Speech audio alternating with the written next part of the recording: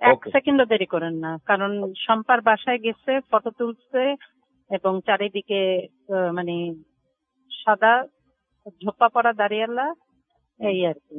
তো you should leave, মানে যত তাড়াতাড়ি সম্ভব। হ্যালো সালামু স্যার। স্যার কর্নেল রাজীব বলছি স্যার। রেহান আপা একটু কথা বলতো sir. Over to her sir. কে? রেহান আপা। রেহান আপা। জি স্যার। আসসালামু আলাইকুম ভাইয়া। হ্যাঁ ভাই সালাম।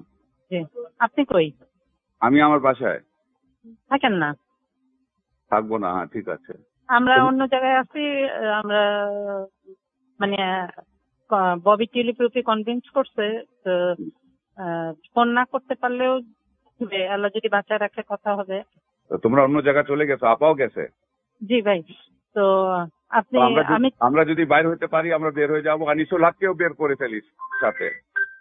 হ্যাঁ হ্যাঁ, যেটা হয় আপনি ইমিডিয়েটলি ওই যে সায়ান আর জয় যেটা বলছে আপনি ওইটা করেন। ঠিক আছে।